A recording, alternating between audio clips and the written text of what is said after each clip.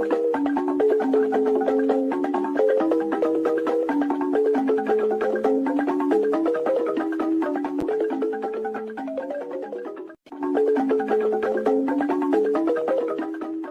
have no mercy for those that come to disrupt the restoration of this struggle. We don't negotiate with anyone. We will never do that. Because when you do things like that, you encourage the same thing to be inside the government, and they will continue to do what they are doing.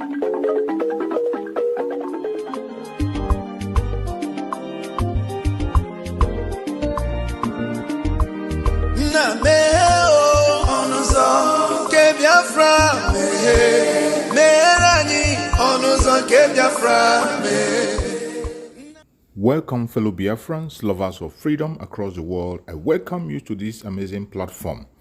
Thank you so much for joining me on today's program, and I wish you a very happy new year.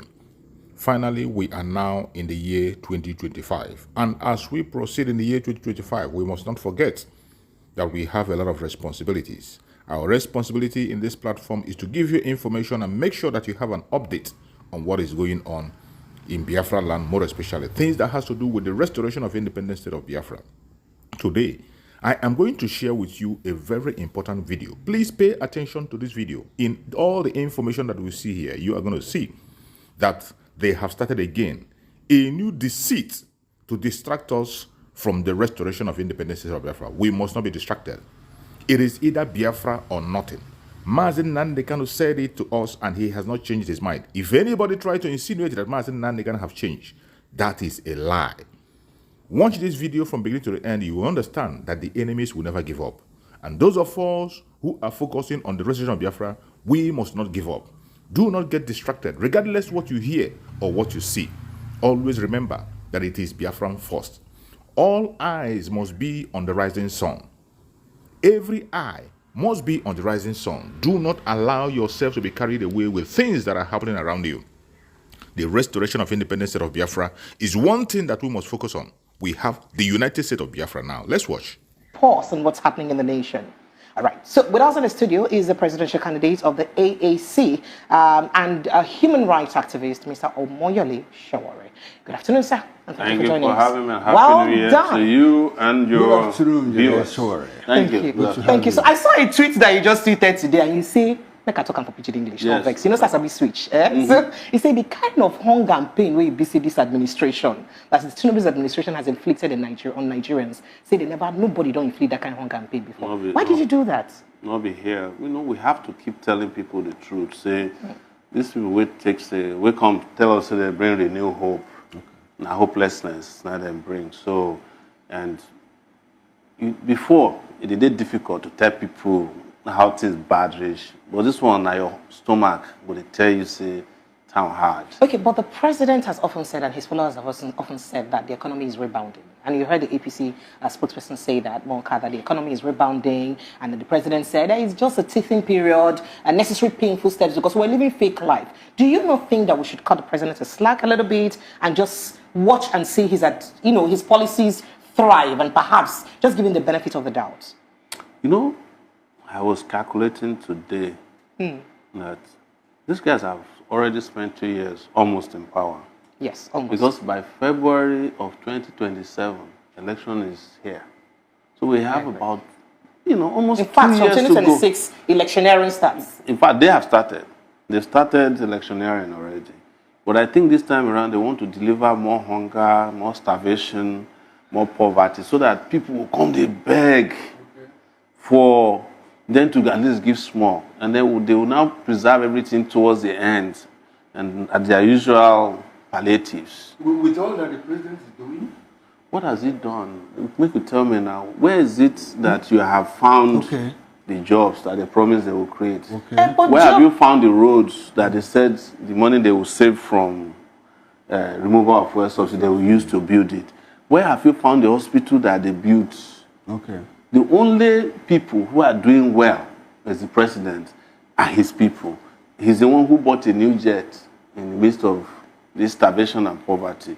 He's the one who bought a new Escalade. He's the one who has been traveling around the world just enjoying himself every week. He's in one place. He's the one who's getting the best medical health insurance, which is based in France.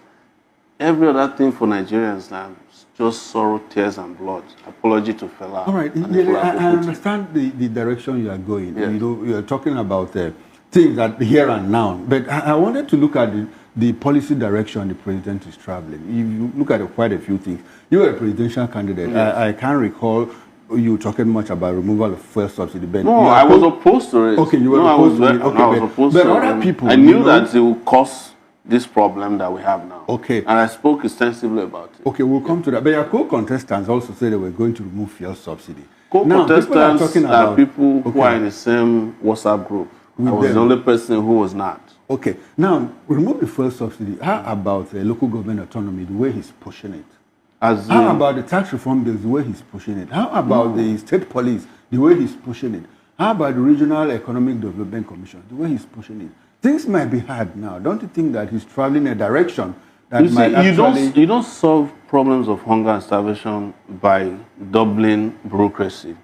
All these ones we have mentioned will lead to more government spendings that leads to nowhere. Providing jobs for their own voice. That's not the issue. So you don't believe in the tax reform policy? What is the tax reform going to do?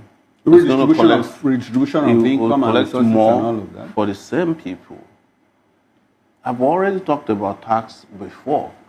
That what you need is to increase, not taxes, but expand the tax base.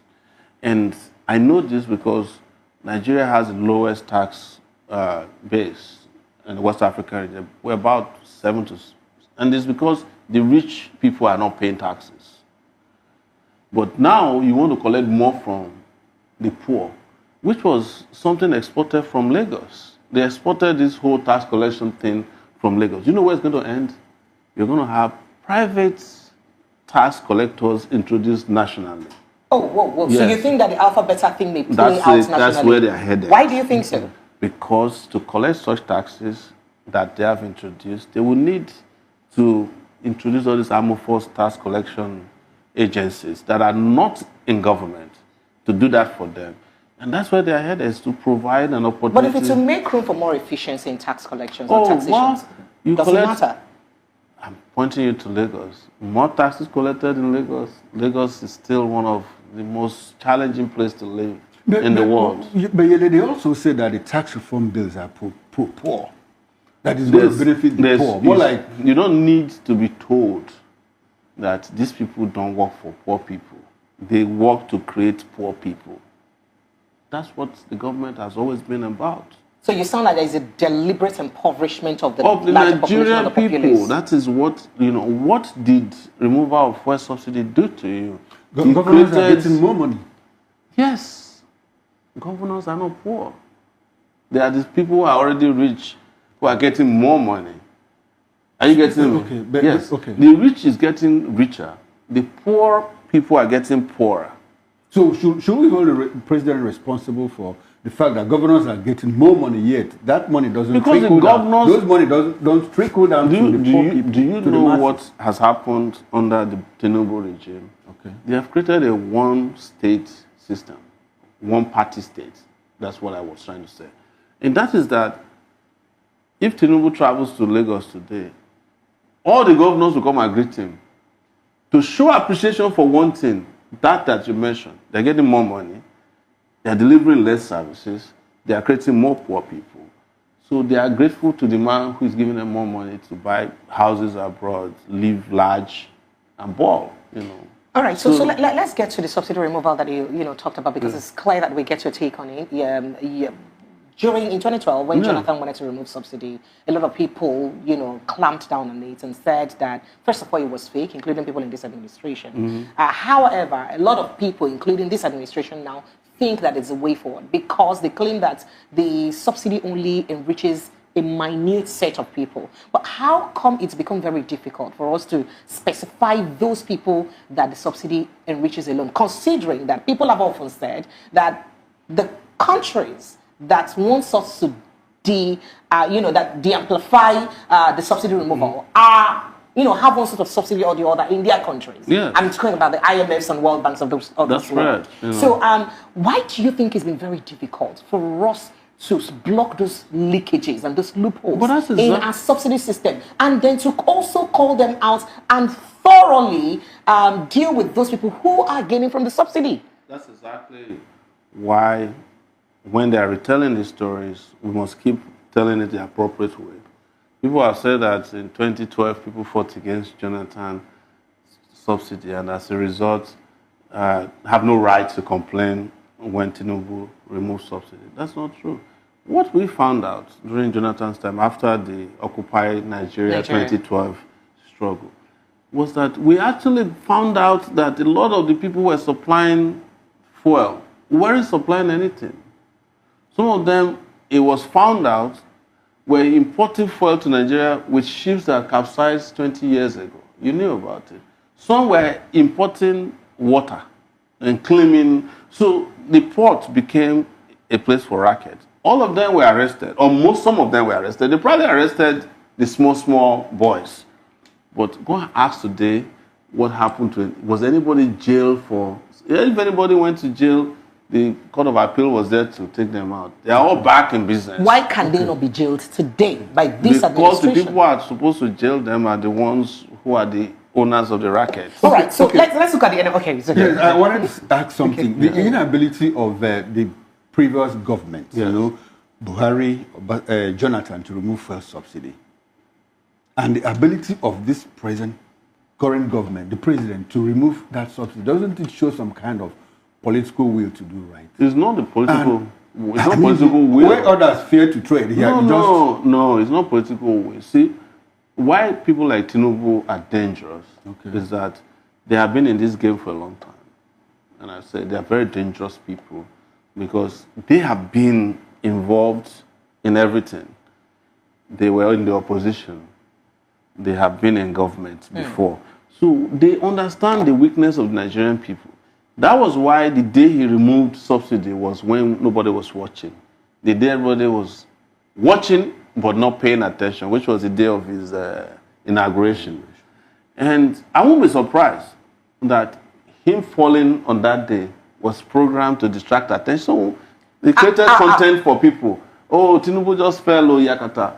But he did the worst thing that could happen to the economy of the people. Was it only content? Because fuel immediately jumped from... No, I'm not saying that. A lot of people paid more attention to the fact that he fell.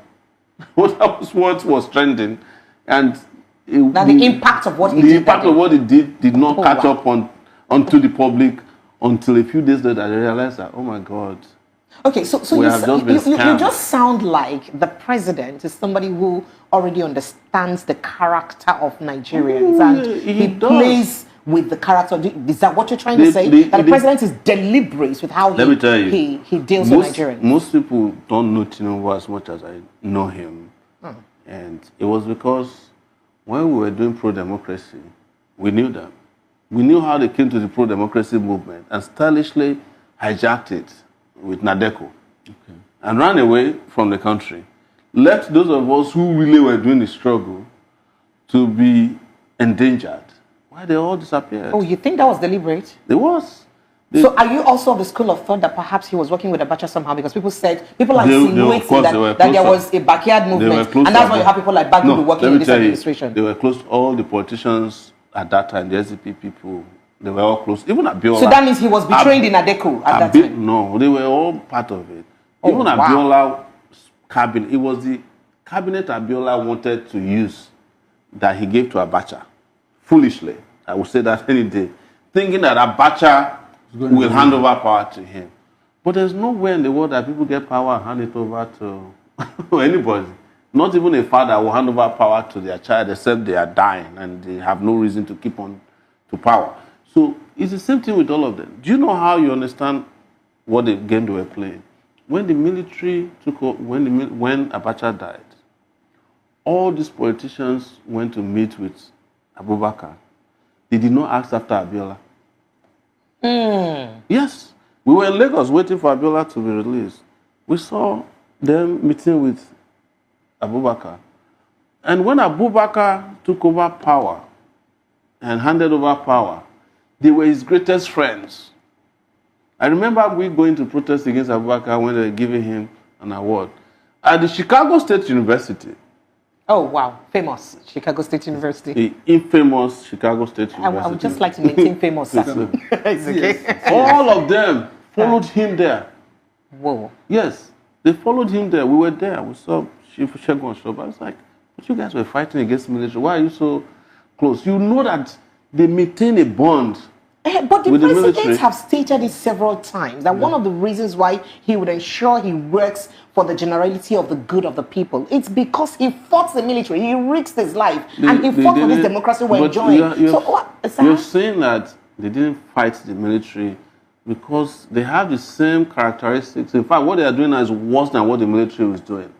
What are those things? Yes. This idea of jailing children after protests, jailing people for speaking against government officials. This is what the Decree 2 and Decree 4 people were doing. So are you saying that the president administration is worse than the military? It is worse than the military. The military did not even jail children during their own time. Oh, wow. Okay, they didn't charge children for treason. Okay, before we travel far from the failed subsidy something, one last question. I want us to play some kind of role reversal. If you were the president, assuming you won the election, what would you have done differently regarding the failed subsidy issue? So, what I would have done differently is, first, I am aware of the people who are stealing fuel subsidy money. I know them. I know everybody that is involved. And do you know how I know? I covered fuel subsidy, fuel matters like nobody else under Sahara Reporters. I've seen all of them till today. So I would have clamped down on them immediately. And secondly, I would have fixed the refineries and created newer, smaller refineries. Because refineries are very easy to put together. Like modular refineries? Yes, even the ones, you can build a refinery within a year, they'll bring the parts, put it together. Okay. And the reason is simple. Even as Nigeria is unable to fix its own refineries, and they're lying about fixing the ones they fix. I was coming to that. Niger Delta militants are able to produce diesel in this country in large quantities. They still produce kerosene. In fact, they bragged. There was a time they said that the kerosene that they're selling in most filling stations are supplied by them. Yes. Okay. So if Niger Delta militants can be doing, the old style biology class distillation, how is it that the federal government cannot do the same thing? But don't forget that these same people that claim that they can't build refineries went and built refinery in Ivory Coast. Yes, under Jonathan. And we are importing fuel from there. There's a refinery in Niger. Niger doesn't even have oil. They're selling fuel to Nigeria. How is that Nigeria cannot build refineries? Even the Dangote refinery, the famed Dangote, was built how many years ago? It was after Occupy Nigeria that he built his refinery. Bua is going to finish his refinery very soon. All these guys benefited from forex provided by Nigerian government to build their refineries. The people who provided the environment, the support, the letters of credit cannot build, but the people they gave it to have become billionaires. Okay, so you more like refineries. You like what the president is doing. I mean, Port Harcourt refinery one. No, you said you were going to refurbish the refinery. No. I'm not going to. One is working. One is working. They are working in Kaduna refinery. Let me break down this to you. Let me start from Kaduna. Okay. They cannot fix Kaduna refinery in another 5 years. Why? There is no pipeline available anymore that can take crude to. Is it just a pipeline, or because remember that Kaduna refinery does not refine Nigerian crude? Yeah. So that means we are not even going there. Okay. But what they will do with Kaduna, I will tell you, this camp, is they will start trucking crude to the place, and that will be another opportunity for fraud. All the refineries they claim they have repaired. Yes, Warri and Port Harcourt one. Is not producing up to 1 million liters per day. Yeah.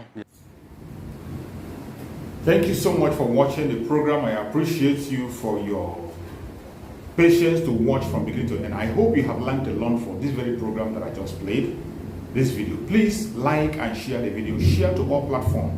After sharing the video, now you can go to the comment section and put down your comments. Whatever suggestions, contributions you have to make, what do you think about the video I just played? Go to the comment section and put your comment. I will go through the comment section, and I bet you I am learning a lot from there, and you can equally learn from there. Let us share our experience on that comment section. Thank you so much and stay blessed. Don't forget to share. And we continue to bless you as you share. Biafra government, peace, progress, unity, and equity. We move. Airborne.